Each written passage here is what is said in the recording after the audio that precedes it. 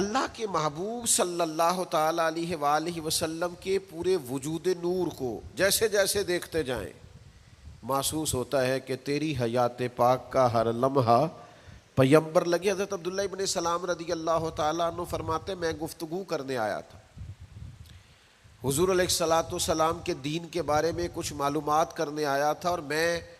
تورات کو پڑھنے والا تھا، اہل یہود کے علماء میں سے آپ کا شمار ہوتا تھا، اپنے کچھ لوگوں کے ساتھ آئے۔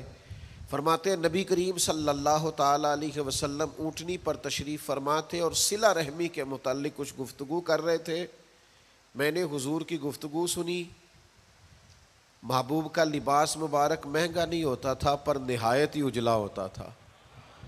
نہایت سادہ ہوتا تھا، نہایت باکمال ہوتا تھا۔ فرماتے میں نے اونٹ پر بیٹھے ہوئے محبوب کے لباس کا، بات کرنے کا، نفاست کا، ہاتھ اٹھانے کا وہ انداز دیکھا، اور جھکی جھکی نظریں اور معصوم لہجہ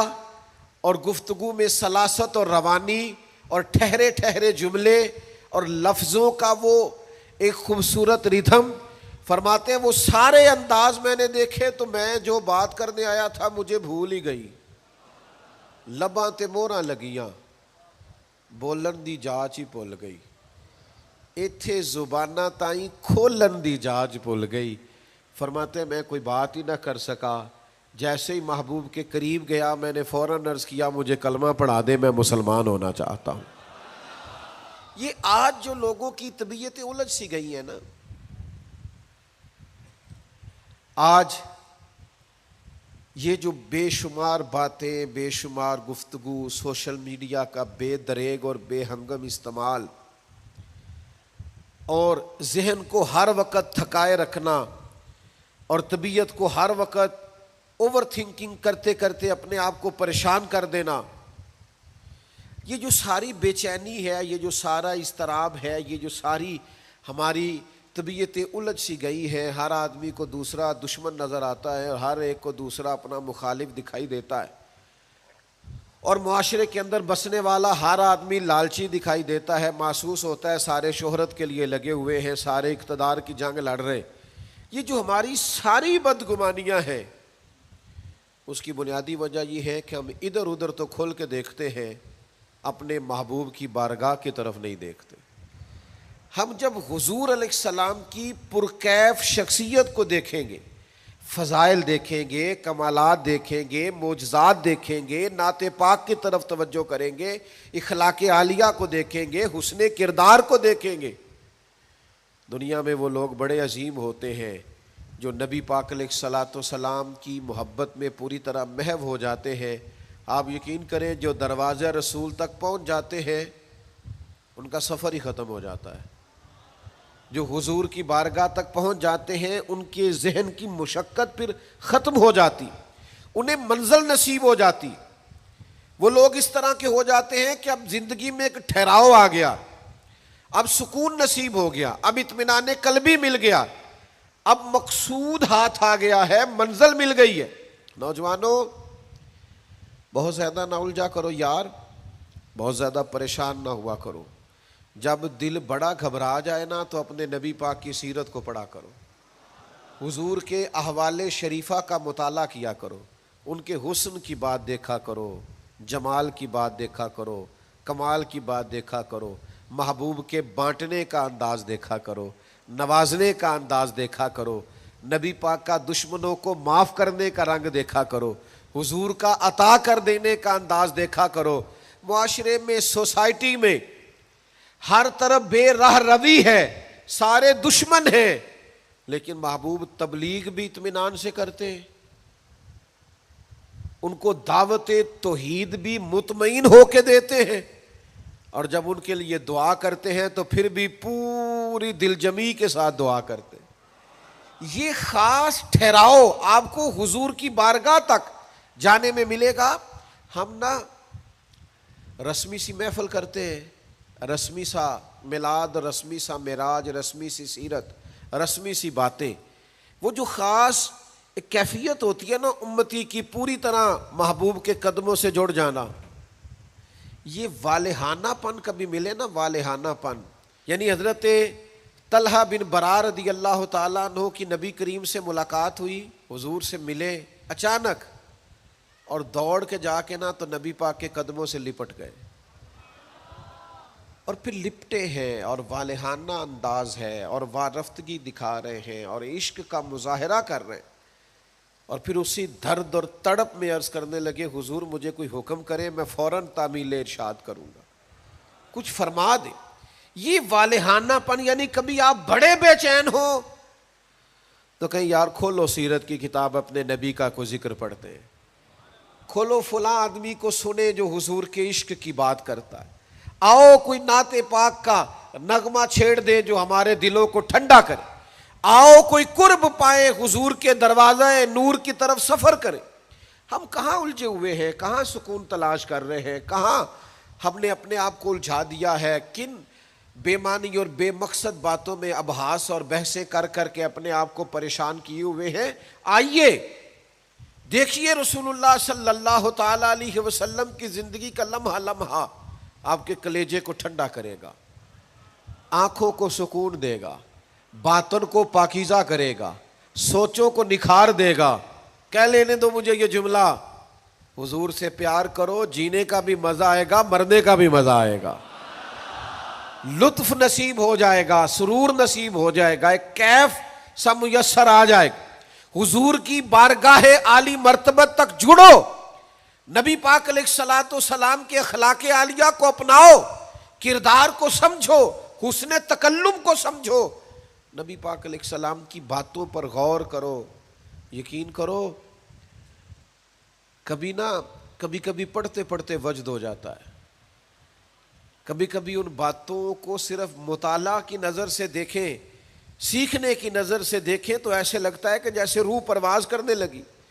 یہ اس طرح کے بھی کمالات ہوتے ہیں، یہ بھی رنگ ہوتا ہے،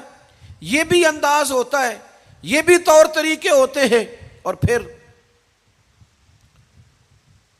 حضور امی ہے، نبی کریم نے دنیا میں کسی استاد سے پڑھا نہیں، حضور سید عالم صلی اللہ تعالی علیہ وآلہ وسلم کسی مکتب میں نہیں گئے،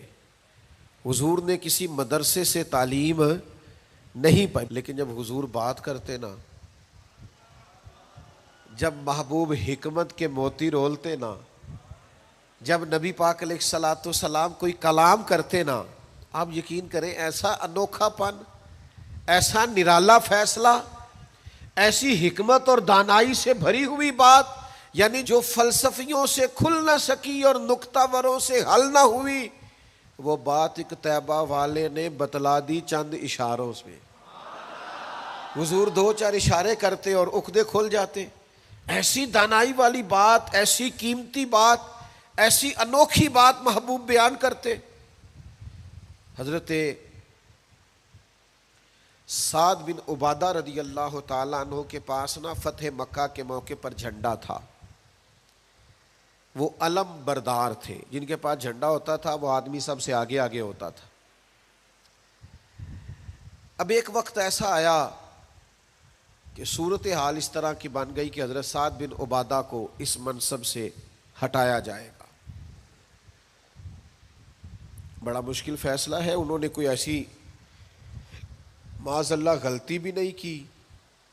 لیکن حالات ایسے آ گئے ہیں کہ جناب سعد ابن عبادہ کو ہٹانا پڑے گا، ان سے جھنڈا لیا جائے گا۔ صحابہ بڑے پریشان ہیں کہ حساس آدمی ہے، ان کی خدمات بہت زیادہ ہیں، کس طرح ان کو ہٹائیں گے، کیا کریں گے؟ نبی کریم کی بارگاہ میں عرض گزار ہے، یا رسول اللہ کیسے ہٹائیں حضرت سعد ابن عبادہ کو؟ اور کیفیات اور حالات بھی ایسے ہیں کہ ہٹانا بھی پڑے گا۔ آج کل نا بہت سارے لوگ کام تو کرتے ہیں پر دانا نہیں ہوتے، جذباتی فیصلے، جذباتی باتیں، ایموشنل گفتگو، وقتی طور پر چیزوں کو بہتر کرنا، اور بس وقتی طور پر آج گزارا ہو کل دیکھی جائے گی، لیکن چیز کی گہرائی تک، اس کی اصل تک نہیں اترتے، اس کے سارے لوازمات کو نہیں دیکھتے، قبل از وقت منصوبہ بندی نہیں کرتے، ہمارا مزاج نہیں ہوتا، ہم ٹھہراؤ اپنی زندگی میں نہیں لاتے۔ نبی پاک چونکہ اللہ کے رسول ہیں، ہر لمحہ حضور کا پیغمبر لگتا ہے، اب حضرت سعد ابن عبادہ کو ہٹانا ہے اور ان کی جگہ کسی اور کو مقرر کرنا ہے، اور بندہ بھی بڑا حساس ہے اور بات بھی کوئی ایسی نہیں، تو کیا کریں؟ پتہ ہے نبی کریم علیہ السلام نے کیا کیا؟ حضور فرمانے لگے کوئی پریشانی نہیں، ہٹا دیتے سعد ابن عبادہ کو۔ حضور نے بلایا، فرمایا سعد میرا ارادہ بنا ہے کہ جھنڈا آپ سے لے لیا جائے۔ حضرت سعد ابن عبادہ نے ابھی گردن جھکائی تھی تو حضور فرمانے لگے میرا ارادہ ہے آپ سے لے کے آپ کے بیٹے کو دے دیا جائے۔ جو فلسفیوں سے کھل نہ سکا، جو نکتہ وروں سے حل نہ ہوا، وہ راز ایک طیبہ والوں نے بتلا دیا چند اشاروں میں، اور تیرے آگے ہیں یوں دبے لچے فصحا عرب کے بڑے بڑے، کوئی جانے منہ میں زبان نہیں بلکہ جسم میں جان نہیں۔ ایسا کمال فیصلہ، ایسا انوکھا فیصلہ۔ اچھا جس فیصلے سے وہ پریشان ہو سکتے تھے نا کہ مجھے ہٹایا جا رہا ہے، جب انہیں پتہ چلا نا کہ میری جگہ پہ میرا بیٹا آ رہا ہے، وہ اتنا خوش اپنے جھنڈا اٹھانے پہ نہیں تھے جتنا اپنے بیٹے کے جھنڈا اٹھانے پہ راضی ہو گئے۔ ان کی طبیعت مچل گئی۔ نبی پاک صلی اللہ تعالی علیہ وسلم کے پیغمبر ہونے پر، نبی ہونے، ایسے دلائل، ایسے کم، آپ جس زاویے سے دیکھیں ششدر رہ جائیں گے، حیران رہ جائیں گے، پیار ہو جائے گا۔ کچھ ایسے مصنفین بھی گزرے ہیں معاذ اللہ ثم معاذ اللہ، جو مسلمان نہیں تھے،